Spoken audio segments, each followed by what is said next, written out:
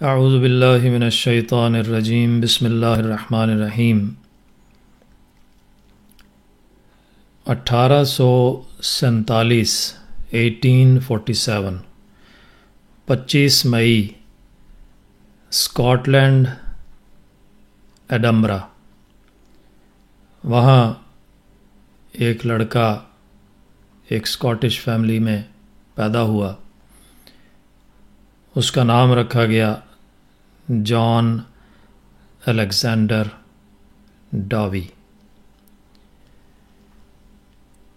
یہ لڑکا 6 سال کی عمر میں بائبل پڑھنا سیکھ گیا اور مکمل بائبل پڑھتا تھا. 7 سال کی عمر میں اس کے بارے میں لکھا گیا کہ یہ عیسائیت کی تبلیغ کرنا شروع ہو گیا. لوگوں کو بائبل کی باتیں بتا کر بائبل کی طرف متوجہ کرنا اس لڑکے کی عادت بن گئی.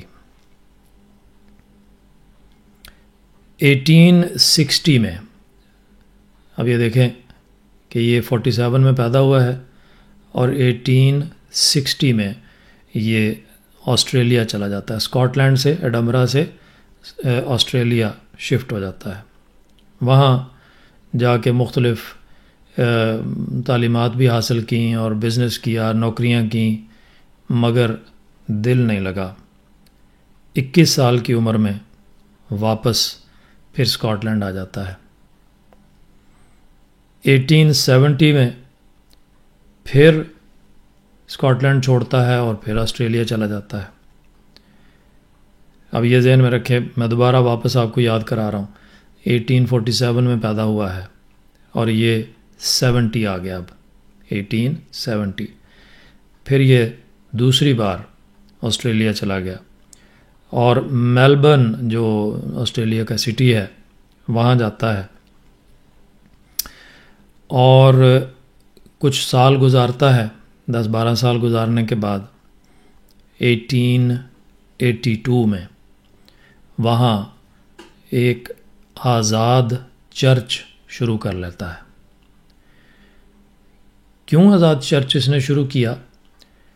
کہ اس کو یہ ملکہ حاصل تھا، اس کے اندر یہ خاص خصوصیت، یہ ایبلٹی تھی کہ یہ تقریر بڑی اچھی کر لیتا تھا، لوگوں کے ساتھ باتیں بڑی صحیح طریقے سے کر لیتا تھا اور لوگ امپریس ہو جاتے تھے اس سے. اس نے یہ خیال کیا کہ روحانی طور پر شفا دینے کی جو ایبلٹی حضرت عیسیٰ علیہ السلام کے پاس تھی، جیسا کہ آپ جانتے ہیں کہ وہ مبروسوں کو ٹھیک کرتے تھے، اندھوں کو بینا کرتے تھے، بیماروں کو شفا دیتے تھے، لولے لنگڑوں کو صحیح کرتے تھے. یہ ساری باتیں بائبل نے ایک معجزے کے طور پہ بیان کی ہوئی ہیں. تو اس لڑکے کو یہ خیال تھا کہ یہ جو روحانی شفا کا سلسلہ ہے یہ یسوع مسیح کے ماننے والوں میں آج بھی اسی طرح چلتا ہے، اور اس نے اس چیز کو عیسائیوں میں باور کرانے کی کوشش کی کہ میں یعنی جان الیگزینڈر ڈاوی روحانی شفا دینے کی اہلیت رکھتا ہوں. اور اس لیے اس نے جو 2 بڑے بڑے اور مشہور فرقے عیسائیت کے چرچ میں تھے ان کے ساتھ اختلاف کرتے ہوئے اپنا ایک چرچ کھول لیا. لیکن بڑی سخت مخالفت ہوئی. یہ کوئی آسان نہیں تھا. آسٹریلیا میں ایک نئے فرقے کی بنیاد رکھ دینا یا نئے چرچ کو بنا لینا یہ آسان نہیں تھا. سخت مخالفت ہوئی پادریوں کی طرف سے کہ آخر اس کو وہاں سے بھاگنا پڑا. اس نے آسٹریلیا چھوڑا اور امریکہ کے شہر سان فرانسسکو جا پہنچا.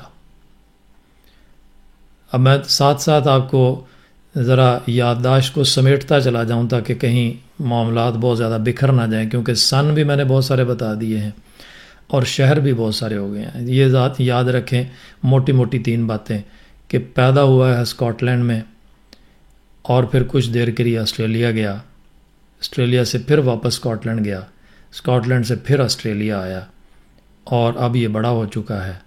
اب اس نے چرچ ایک کھول لیا ہے، اب اس کو ایکسیپٹ نہیں کیا گیا، اب اس کو یہاں سے ایک اور جگہ دوڑ کے جانا پڑا، آسٹریلیا سے امریکہ، سان فرانسسکو۔ یہاں آ کے بھی اس نے وہی پرچار کرنا شروع کیا کہ روحانی شفا جو ہے وہ میں دے سکتا ہوں، کیونکہ میں یسوع مسیح کے شاگردوں میں سے یا اس کے ماننے والوں میں سے ہوں۔ یہ اب سن آ گیا ہے 1890۔ یاد رکھیے کہ یہ جو قصہ میں آپ کو سنا رہا ہوں، میری پوری کوشش ہے کہ آج ہی کے درس میں اس کو مکمل کر دوں، ادروائز اس کے اندر اس قدر ڈیٹیلز ہیں جو بڑی دلچسپ ہیں، مگر وہ میں آپ کو اس لیے نہیں بتاؤں گا کیونکہ میرے پاس اب ٹائم نہیں۔ اگلے ہفتے تک، چونکہ میرا خیال ہے کہ ہمارا انشاءاللہ رمضان شروع ہو جائے گا، غالباً ہاں رمضان شروع ہو جائے گا اگلے تک، تو پھر ہم شاید یہ درسوں کا اس طرح سلسلہ جاری نہ کریں، بلکہ رمضان کے اپنے جو درس یوٹیوب پہ ہوں گے اس میں ہم بزی ہو جائیں گے۔ اس لیے میں آج کے اس درس میں اس کو مکمل کرنا چاہ رہا ہوں، میں درمیان کی کچھ تفصیلات سکپ کر رہا ہوں۔ 1890 1890 اس نے امریکی شہر شکاگو کے جو مضافات ہیں اس کے ارد گرد جو چھوٹے چھوٹے گاؤں تھے، اور پھر شکاگو کے اندر بھی، سٹی کے اندر بھی، اس نے اپنا ایک چرچ بنا لیا اور پرچار کرنا شروع کر دیا، اپنی تبلیغ کرنی شروع کر دی۔ لوگ اس کی باتوں کو اتنی زیادہ ویلیو دینے لگے اور اس کے پیچھے چلنے لگے کہ اس کے فالوورز بڑھتے گئے دن بدن، اور وہ اس کی جو یہ روحانی شفا یا شعبدہ بازی جو بھی وہ کیا کرتا تھا، اس کے قائل ہونے شروع ہو گئے کہ ہاں واقعی یہ تو اس طرح کر کے ہاتھ لگا کے مریضوں کو ٹھیک کر دیتا ہے، اور اس کے ارد گرد اس کے فالوورز بڑھنے شروع ہو گئے۔ اس کو جو پیسے اور چیریٹی اور سارا کچھ انہوں نے دینا شروع کر دیا، جس کا نتیجہ یہ ہوا کہ اس نے شکاگو کے قریب ہی ایک پریس اپنا کھول لیا، پرنٹنگ پریس، اور اس سے پھر اپنا ایک اخبار نکالنا شروع کر دیا تاکہ اپنی پبلسٹی اور بھی زیادہ کر سکے۔ اس زمانے میں پریس کا لگانا اور پھر پریس کو چلانا اور اخبار چلانا یہ ایک بہت بڑا کام تھا، اور سرمایہ چاہیے تھا، اس کے لیے پیسے بڑے چاہیے ہوتے تھے۔ پیسہ اس کو بے تحاشا مل گیا، لوگ اس کے اوپر اندھا اعتماد کرنے لگ پڑے۔ پھر اس نے پیسوں کی اتنی بھرمار تھی، آپ تصور نہیں کر سکتے کہ پیسوں کی کس قدر بھرمار ہو گئی اس کو، اتنے لوگ اس کے اوپر ٹرسٹ کرنے لگے کہ اپنی جائیدادیں، اپنے گھر، اپنی فیکٹریاں، سب کچھ اس کو دینے لگے کہ تم ہی اس کو بزنس میں بھی لگاؤ، تم ہی اس کو سنبھالو بھی، اور اس کے پروفٹ میں سے تم چیریٹی بھی نکال لو، اور تم یہ کرو اور وہ کرو۔ تو سب کچھ اس کو دینا شروع کر دیا، جس کے نتیجے میں اس نے اپنا پریس لگانے کے بعد اب دوسرا قدم یہ اٹھایا کہ اس نے ایک اپنا بینک کھول لیا۔ اب یہاں آ کے اس کو احساس ہوا کہ میری شہرت، میری پاپولیرٹی اتنی زیادہ ہو گئی کہ مجھے چاہیے کہ میں لوگوں کو اپنا گرویدہ بنانے کے لیے اگلا سٹیپ اٹھاؤں۔ اس نے پیغمبر ہونے کا دعویٰ کر دیا۔ یہ بڑی امپورٹنٹ بات ہے، یہ چھوٹی بات نہیں ہے، یہ سب سے امپورٹنٹ بات ہے کہ اس نے پیغمبر ہونے کا دعویٰ کر دیا۔ یہ ہے 1900 آ گیا ہے، اور اس نے دعویٰ پیغمبری کر دیا ہے کہ میں پروفٹ ہوں، اور اپنے چرچ کا نام رکھا کرسچن کیتھولک اپوسٹلک چرچ۔ یہ اب نیا چرچ بن گیا ہے۔ یہ جو اس نے میلبرن میں کھولا تھا وہ والا چرچ نہیں ہے، اس کا نام کچھ اور تھا۔ یہاں آ کے اس نے ایک نیا چرچ اور نیا فرقہ بنیاد رکھی، اور اس چرچ کا نام رکھ دیا اس نے کرسچن کیتھولک اپوسٹلک چرچ۔ شکاگو کے شمال میں، نارتھ میں ایک شہر بنایا، بالکل بے آباد جگہ تھی، وہاں اس نے شہر بسایا، لوگوں کو بلایا یہاں آ کے اپنے گھر بناؤ، یہاں آ کے اپنے کاروبار کرو۔ لوگ آنے شروع ہو گئے، دھڑا دھڑ آئے، پیسہ لگایا، لوگوں نے انویسٹ کیا کہ ہمارے پیسے جو ہیں، کئیوں نے اپنی اپنی ساری زندگی کی پینشن جو ہے وہ اس پہ لگائی، انویسٹ کی کہ یہ ہمارے لیے نفع کا باعث بنے گا۔ نظر آ رہا تھا کہ تیز آدمی بھی ہے اور اعتقاد بھی تھا ان کا کہ ہمارا پیسہ جو ہے وہ دگنا اور چگنا ہوتا چلا جائے گا۔ اس شکاگو کے بالکل قریب ہی جو میں نے بتایا کہ اس کے شمال میں اس نے جو شہر بنایا اس کا نام اس نے رکھا زائن، جس کو اردو میں سیحون کہتے ہیں۔ یہاں تک ہو گیا ڈاکٹر الیگزینڈر ڈاوی کا تعارف۔ اب میں نے آپ کو جو اس کا بہت مختصر، بہت شارٹ تعارف کرانے کے بعد یہ بیان کرنا چاہا ہے، وہ کس لیے کرنا چاہا ہے، اب وہ سٹوری آگے شروع ہوتی ہے، اور وہ سٹوری یہ ہے کہ جیسے اس نے عیسائیت کی تبلیغ کرنا شروع کی، یہ مسلسل ایک کانسیپٹ لوگوں کو اوپنلی دے رہا تھا کہ اسلام اور بانی اسلام رسول اللہ صلی اللہ علیہ وسلم نعوذ باللہ دنیا کے لیے بربادی کا موجب بنے ہیں، اور وہ کہتا تھا کہ میں اس کا شدید سخت دشمن ہوں، اور اس قدر غلیظ زبان استعمال کرتا تھا کہ میں وہ حوالہ جات پڑھ کے نہیں سنا سکتا آپ کو جو اس نے اپنی مختلف تحریرات اور اپنی تقریروں اور اپنے اخبار کے مختلف اس کے آرٹیکلز میں اس نے لکھے ہوئے ہیں۔ سارے ریفرنسز موجود ہیں ہمارے پاس، یہ کوئی ہوائی باتیں نہیں ہیں۔ بڑی گندی زبان استعمال کیا کرتا تھا، اور اس کا ایم یہ تھا کہ میں دنیا سے اسلام اور مسلمانوں کو ختم کر دوں گا اور ان کو تباہ اور برباد کر دوں گا۔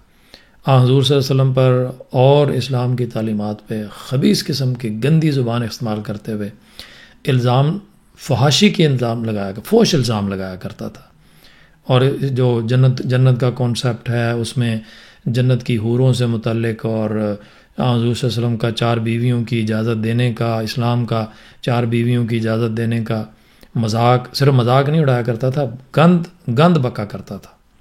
اور اس نے اپنی زندگی کا مقصد یہ بنا لیا کہ میں نے جو محمدن اسلام کو یہ کہا کرتا تھا، یعنی محمدیوں کو یہ تباہ اور برباد میں نے کر دینا ہے، ان کو ختم کر دینا ہے اور ہلاک کر دینا ہے، اور سب کے سب کو جو زائن ہے، زائن یعنی جس نے جو شہر آباد کیا تھا، وہ سارے مسلمانوں کو ہلاک کر دے گا، ختم کر دے گا۔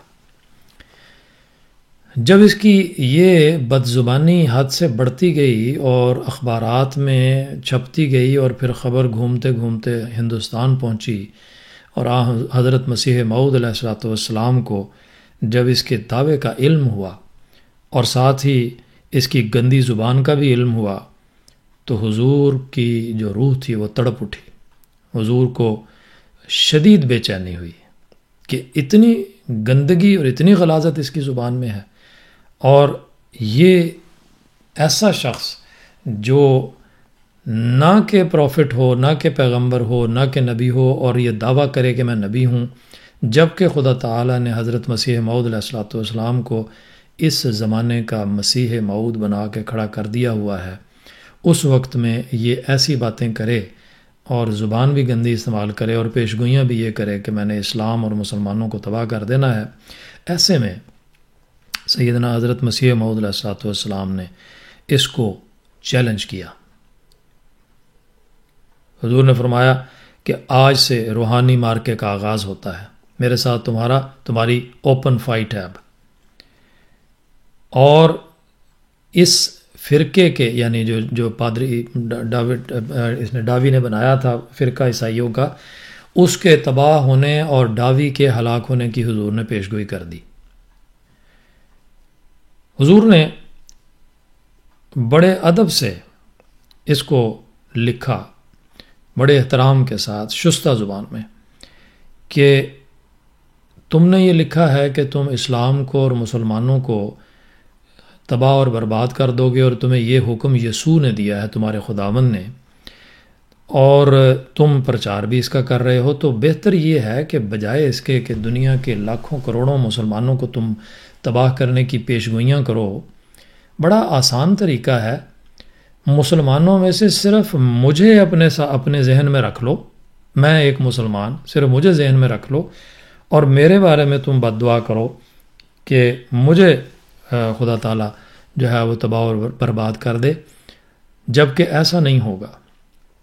میں تمہیں انوائٹ کرتا ہوں ایک مقابلے کے لیے کہ ہم دونوں مل کے ایک دعویٰ کرتے ہیں کہ جو خدا کی طرف سے سچا ہے اس کی زندگی میں جھوٹا شخص مر جائے۔ اور مرنے کے لیے بھی حضور نے فرمایا کہ یہ نہیں کہ وہ کسی انسان کے قتل کرنے سے مرے، بلکہ یا وہ کسی آسمانی آفت سے مرے، یا بیماری سے مرے، یا سانپ کے کاٹنے سے مرے، یا کسی اور حادثے میں مر جائے، لیکن انسانی دخل، انسانی قتل کرنے کا دخل اس میں نہ ہو۔ اتنی اوپن حضور نے اس کو چیلنج کیا اور دعویٰ کیا کہ اگر تم میں ہمت ہے تو میرے لیے، مجھے ذہن میں رکھ کے یہ دعویٰ لکھ دو اور میرے چیلنج کو قبول کر لو کہ جو جھوٹا ہے وہ سچے کی زندگی میں مر جائے گا۔ اور اس دعوے کو لکھ کے 1000 لوگوں کو اس پہ گواہ بناؤ، اور بین ہی ایسے ہی میں بھی اپنے فالوورز کو ساتھ میں لاؤں گا۔ اور میرے، چونکہ حضور نے فرمایا کہ میرے اس وقت 3 لاکھ کے قریب میرے فالوورز ہیں، تو میں تمہیں 1000 لوگوں کے دستخط کروا کے یہ چیز جو ہے وہ بھجوا دوں گا اگر تم اس چیلنج کو قبول کرتے ہو، تاکہ یہ بات ڈھکی اور چھپی ہوئی نہ رہے۔ مگر یہ 3 مہینے کی حضور نے مہلت دی کہ 3 مہینے کے اندر اندر اس قسم کا اشتہار شائع کرو اور اس پہ 1000 آدمیوں کی گواہی ڈالو، لیکن وہ خاموش رہا۔ اب یہ نہیں ہے کہ اس کو یہ کوئی سوچے کہ اچھا یہ حضور تو ہندوستان میں رہتے تھے اور وہ امریکہ میں رہتا تھا، پتہ نہیں اس تک خبر پہنچی کہ نہیں پہنچی۔ ہرگز نہیں، ایسا کچھ نہیں ہے۔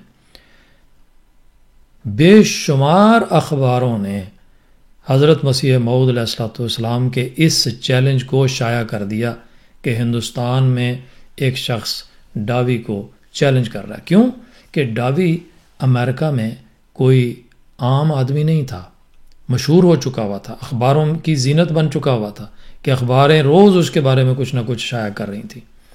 تو اخباروں نے حضرت مسیح السلام کے اس چیلنج کو شائع کیا اور ڈاوی کو کہا کہ تم اس کا جواب دو، یہ جو مسیح ہندوستان کا ایک مسیح ہے، محمدی مسیح، یہ تمہیں چیلنج کر رہا ہے تو تم اس کا جواب دو۔ مگر وہ خاموش رہا، اس نے کوئی جواب نہیں دیا۔ اس لیے نہیں کہ وہ ڈر گیا تھا، یا اس لیے نہیں کہ وہ اس سے شاید اس کو گھبراہٹ تھی، کوئی نہیں۔ اس نے تحقیر آمیز لہجے میں یہ سمجھا کہ یہ ہے کون، اس کی حیثیت کیا ہے، ہندوستان میں بیٹھا ہوا ایک چھوٹا سا آدمی ہے، میں اتنا بڑا آدمی ہوں، اتنا پاپولر ہوں، میں پیغمبر ہوں اور میرا چرچ ہے اور میرے پاس اس وقت بھی ملینز ڈالر ہیں، تو میں کیا حیثیت، اس کی کیا حیثیت ہے کہ میں اس کو اس خاطر سمجھوں کہ اس کا جواب دوں۔ وہ چپ رہا، اس نے کوئی جواب نہیں دیا۔ حضور نے دوبارہ 3 مہینے گزرنے کے بعد 6 صفحے کا، یہ بڑی امپورٹنٹ بات ہے، 6 صفحے کا انگریزی میں اشتہار شائع کروایا، تاکہ اس کو کہیں یہ خیال نہ رہے کہ پتہ نہیں اس بندے نے جو وہاں بیٹھا ہوا اس نے کیا کہا ہے کیا نہیں کہا، اخباریں پتہ نہیں میرے ساتھ کیا گیم کر رہی ہیں۔ حضور نے انگریزی میں اشتہار 6 صفحے کا شائع کر کے اخبارات کو بھجوا دیا، امریکن اخبارات کو۔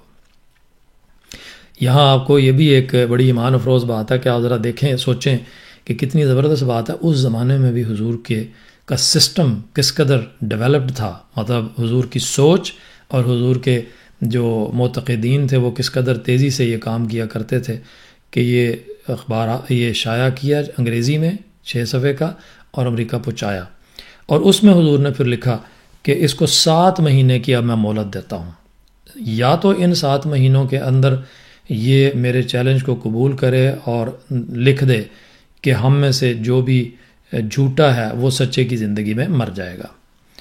اگر یہ نہیں بھی کرتا، اگر یہ اس کو قبول نہیں بھی کرتا، تب بھی یہ ہلاکت سے نہیں بچے گا۔ اب یہ دوسری امپورٹنٹ کنڈیشن ہے، یا تو یہ اوپنلی کر لے تو فیصلہ ابھی شروع ہو جائے گا، ابھی ہونا شروع ہو جائے گا، لیکن اگر یہ نہیں کرتا تو 7 مہینے کی میں اس کو مہلت دیتا ہوں، اس کے بعد اللہ تعالیٰ اس کے حق میں اس کے خلاف فیصلہ کر دے گا اور اس کی ہر صورت پھر بھی ہلاکت ہوگی۔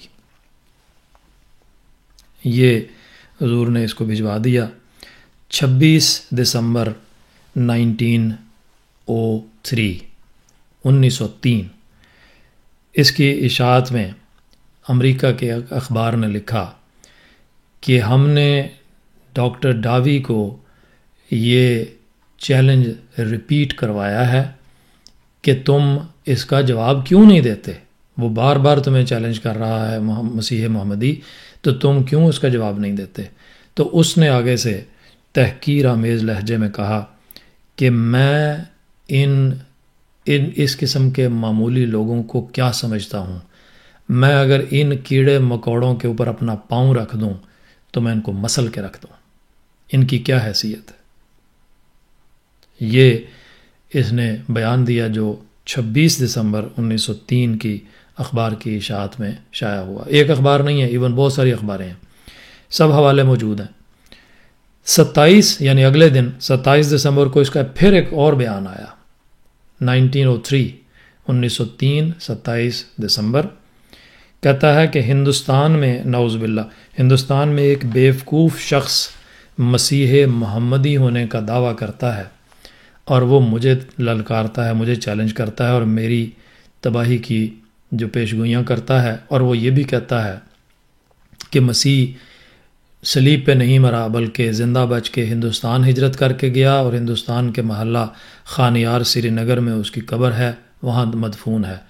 اس نے بڑے تحقیر آمیز لہجے میں کہا کہ یہ مسیح محمدی ایسا نعوذ باللہ ایسا بیوقوف شخص ہے کہ اس نے خود وہ قبر دیکھی بھی نہیں، لیکن لوگوں سے سن کے یہ کہتا پھرتا ہے کہ کشمیر میں اس کی یسوع کی قبر ہے. اب یہاں سے ڈاکٹر ڈاوی کی تباہی کے دن شروع ہو گئے، کیونکہ پہلے اس کے ون سائیڈڈ اپنی باتیں کرتا، غلط باتیں کرتا، گند بکتا، غلاظتیں بولتا تھا، لیکن اب تو خدا کے شیر کی للکار پہ اس نے اس کو مخاطب کر لیا ہے. بہت مختصر کرتا ہوں، درمیان کے بہت سارے واقعات چھوڑتا ہوں کیونکہ میرے 2-3 پوائنٹ ایسے ہیں جو میں بیان کر دوں، ٹائم تھوڑا ہے. میڈیسن اسکوائر گارڈن یہ نیو یارک میں ایک جگہ ہے بہت مشہور، جہاں لوگ بہت بڑے اور بہت قیمتی جلسے کیا کرتے ہیں. قیمتی اس سینس میں کہ وہاں کی ٹکٹ اس گارڈن کی اور اس ہال کی، اس کے اندر ایک ہال ہے بہت بڑا، اس ہال کی انٹری بہت مہنگی ہے، بہت قیمتی وہ ہال ہے جو کرائے پہ لینا بھی افورڈ کرنا ہر ایک کے بس کی بات نہیں ہے. اس نے وہاں ایک جلسہ کرنے کا پلان کیا اور لوگوں کو بلایا اور اس نے رعایتی ٹکٹ $16 فی کس، اس نے رعایتی ٹکٹ کا اعلان کیا کہ $16 خرچ کریں اور آپ کو اندر آنے کی اجازت ہوگی. دھڑا دھڑ ہزاروں لوگ آ گئے، جو ہال کے اندر سما سکتے تھے وہ ہال میں آ گئے، باقی بہت ساری دنیا جو تھی وہ باہر گارڈن میں کھڑی ہو گئی اور ان کو وہاں پہ لاؤڈ سپیکر لگا دیے گئے. ڈاکٹر ڈاوی اب تقریر کرنے کے لیے اسٹیج پہ آیا اور بولنا شروع کیا. یہ وہ شخص تھا جس کو سننے کے لیے دنیا کھچی چلی آتی تھی، کیونکہ اس کو بولنے کا ملکہ آتا تھا، اس کو ڈیبیٹ کرنے کا ملکہ آتا تھا، لوگوں کے اوپر سحر کر لیتا تھا، لوگوں کے اوپر جادو کر لیتا تھا. جب یہ اسٹیج پہ آیا اور بولنا شروع کیا تو خدا تعالیٰ نے اس کی زبان کو ایسا گنگ کیا کہ بے ربط باتیں بولنے لگا. یعنی بے ربط کا مطلب ہے کہ ادھر کی ادھر اور ادھر کی ادھر، اور ایک فکرہ دوسرے سے نہ ملے، ایک بات کا دوسرے سے جوڑ نہ ملے، ایک فکرے کے بعد دوسرا کوئی نئی بات شروع کر دے جس سے پہلی بات مکمل نہ ہو. ایسی بے ربط اور ارریلیونٹ باتیں کہ لوگوں نے چند ہی منٹوں کے اندر ہال کے اندر سے کرسیاں اپنی چھوڑیں اور باہر نکلنا شروع کر دیا. اور جو باہر گارڈن میں کھڑے تھے وہ بھی آرام آرام سے نکلنے شروع ہو گئے کہ یہ تو فضول ہمارا وقت بھی ضائع کر رہا ہے اور ہمارے پیسے ضائع کیے اس میں. ہم $16 خرچ کر کے 900 کلومیٹر کے فاصلوں سے لوگ آئے تھے وہاں پہ اس کی بات سننے کے لیے. وہ سارے مایوس ہو کے باہر نکلنا شروع ہو گئے. اس کو اس قدر غصہ آیا دیکھ کے کہ لوگ اٹھنا کیوں شروع ہو گئے اور بڑی تیزی سے اٹھنا شروع ہو گئے. ان کو لگا کہ شاید یہ شخص پاگل ہو گیا ہے. جب انہوں نے ہال چھوڑنا شروع کیا تو یہ چیخنے لگا. اس نے غصے سے آ کے ان کو گالیاں نکالنی شروع کر دیں کہ تم دنیا دار لوگ ہو، تم سانپ ہو، تم یہ ہو اور وہ ہو، اٹھ کے جا رہے ہو اور خدا کے پیغمبر کی بات نہیں سن رہے. اور غصے میں آ کے پتہ نہیں کیا کیا بکنا شروع کر دیا. لوگ اس کی باتیں سن کے پھر بھی باہر نکلتے چلے گئے اور اگلے دن اخباروں نے شور ڈال دیا. سارا واقعہ لکھ دیا. انہوں نے کہا کہ جی اس قدر اس نے غصہ کیا اور اس نے دھمکیاں دیں اور اس نے ان کو ڈانٹا، لیکن لوگوں نے اس کی ایک نہ سنی اور وہاں سے نکل کے چلے گئے. یہاں سے اس کی تباہی اور اس کی ذلت شروع ہو گئی. لیکن یہ کچھ نہیں، ابھی جو کچھ ہوا آگے بہت دلچسپ روداد ہے، لیکن انفارچونیٹلی میں آپ کے سامنے بیان نہیں کر سکوں گا اس وقت کی کمی کی وجہ سے. میں جلدی سے پوائنٹ 3-4 بیان کر دیتا ہوں. اخبار نے چند دنوں کے بعد ایک آرٹیکل شائع کیا جس میں اس کے باپ کا ایک خط بھی شامل کیا، جس میں اخبار نے کہا کہ جان الیگزینڈر ڈاوی اپنی ماں کا ناجائز بیٹا ہے، یعنی اس کا باپ ریئل باپ نہیں ہے. اور اس کا بیان، اس کے باپ کا جو اس کا باپ مطلب بنا ہوا تھا، اس کا بیان بڑا ہی بیہودہ غلیظ قسم کی بات ہے، جس کو میں آپ کے سامنے بیان بھی نہیں کر سکتا کیونکہ بعض بچیاں بھی سن رہی ہوں گی. کچھ دنوں کے بعد اس کی اکلوتی بیٹی گھر میں اپنے لیمپ جلا رہی تھی. لیمپ اس زمانے میں آئل، یہ مٹی کے تیل کے آئل سے جلا کرتے تھے. وہ مٹی کا تیل، وہ لیمپ جو ہے وہ الٹا اس کے اوپر، اور سارا تیل اس کے اوپر گر گیا اور آگ تو بھڑکی ہوئی تھی، ساری کی ساری جل گئی اور جھلس کے ہلاک ہو گئی. ایک اس کا بیٹا تھا جو زندہ تو رہا کافی دیر تک، لیکن شادی اس نے نہیں کی، اس کے اولاد نہیں ہوئی، اور اس کی زندگی میں ہی اس کی زندگی میں نہیں، اس کے مرنے کے بعد وہ مر گیا لیکن بے اولاد مرا. تو اس طرح اس کی جو نسل تھی وہ ختم ہو گئی. اس کی بیوی نے چند مہینوں کے بعد اس سے طلاق لے لی اور اس سے الگ ہو گئی. کچھ عرصے کے بعد یہ اپنے بنائے ہوئے زائن میں، ایک اپنے بنائے ہوئے چرچ میں کھڑا ہو کے تقریر کر رہا تھا. وہاں اس کو فالج کا حملہ ہوا، اس کی زبان لڑکھڑا گئی اور آواز بند ہو گئی، اور اس کو اس کے جو فالورز تھے انہوں نے سہارا دیا اور گھسیٹ کے اس کو اپنے گھر لے گئے. اس کے جو بالکل قریب ہی اس کے گھر تھا، وہاں اس کو لے گئے اور اس کو جا کے لٹا دیا. اور اس کے بعد پھر اس کی ذلت کے اور بھی کئی دن شروع ہو گئے. حضرت مسیح موعود علیہ السلام کی پیشگوئی تھی کہ ڈاوی میرے دیکھتے دیکھتے بڑی حسرت سے، دکھ کے ساتھ دنیا سے کوچ کر جائے گا. یہ حضرت مسیح السلام کے الفاظ تھے. 9 مارچ 1907 کو اس جہان فانی سے رخصت ہوا، خاص کم جہاں پاک. جب وہ مرا، اس کا ایک گھر ہے بالکل زائن میں ہی، اپنے چرچ کے بالکل قریب ہی ہے، واکنگ ڈسٹنس پہ ہے، شیلو ہاؤس اس کا نام ہے. اس میں یہ مرا اور اس کو چند سیاہ فام لوگ جو تھے اس کا خیال کر رہے تھے. نہ اس کی بیوی اس کے پاس آئی جو کہ اس سے طلاق لے چکی ہوئی تھی، نہ اس کا بیٹا اس کے پاس آیا جو زندہ موجود تھا، اور اس کے فالورز میں سے کوئی بھی اس کے قریب آنا نہیں چاہتا تھا. بستر پر ہی پیشاب اور پخانے میں کئی دن لتڑا رہتا تھا. اور اس کے جو سیاہ فام جو اس کے ملازم تھے وہ چند پیسے لیتے تھے اور اس کو کپڑے بدل دیتے تھے. اور بہت ہی گندگی کی حالت میں یہ مرا. اور اس کے جنازے کے لیے بھی اس کی بیوی شامل ہونے کے لیے نہیں آئی، اس کی اولاد بھی نہیں آئی. اور اس کے بعد اس کے مرنے کے فوراً بعد، ابھی جنازہ نہیں پڑھا گیا یا اس کو دفنایا نہیں گیا، تو اس کی جو فالورز تھے، جو اس کا نائب تھا، اس نے اس کے گھر پہ بھی اور اس کے چرچ پہ بھی اور اس کی تمام جو پراپرٹی بچ گئی تھی اس کے اوپر قبضہ کر لیا. اور جن لوگوں نے اس کو اپنے پیسے دیے ہوئے تھے کہ وہ اس کے کاروبار کو چمکائے گا، انہوں نے اپنے پیسے واپس لینے کے لیے اس کی مختلف پراپرٹیز کے اوپر قبضہ کر لیا. اور پھر اس کو چند لوگوں نے جا کے زائن میں ہی قبرستان کے اندر دفن کر دیا. اگلے دن امریکی اخبارات نے بہت جلی حروف کے ساتھ، بڑی بڑی سرخیوں کے ساتھ یہ خبر شائع کر دی کہ گریٹ از مرزا غلام احمد دی مسایا، اس کا ٹائٹل یہ رکھا تھا. اور انہوں نے ساری خبر ایز اٹ از بیان کی کہ یہ محمدی مرزا غلام احمد ہے، محمدی مسیح، جس نے اس کو چیلنج کیا تھا کہ یہ اس کی زندگی میں ڈاوی جو ہے وہ ہلاکت اور تباہی کے ساتھ مر جائے گا. اور یہ آج پیش گوئی ثابت ہو گئی اور مرزا غلام احمد جیت گیا. یہ ایک اخبار نہیں، بہت ساری اخبارات ہیں جنہوں نے یہ شائع کیا. اور بوسٹن ہیرلڈ یہ اخبار ہے جس کی ایک کٹنگ ہماری جماعت میں عام طور پہ بھی بڑی مشہور ہے، جس میں حضرت مسیح السلام کی پینسل سے بنائی ہوئی تصویر جو حضور چھڑی پکڑ کے کھڑے ہیں وہ اس اخبار نے شائع کی ڈرا کر کے، اور اس کی کٹنگ ہماری لائبریری مسجد نور میں، مسجد ناصر کی لائبریری میں بھی وہ جو مسجد ہماری جو لائبریری مرزا غلام قادر شہید لائبریری ہے، اس لائبریری کے اندر بھی وہ کٹنگ لگی ہوئی ہے بڑے فریم میں. آپ میں سے اکثر لوگوں نے سینکڑوں دفعہ دیکھی ہوگی. یہ بہت ہی مختصر میں نے بیان کیا، اور میں نے خاص طور پہ امریکہ کا سفر صرف اور صرف اس کام کے لیے کیا تھا کہ میں جا کے اس عبرت کے نشان کو دیکھوں.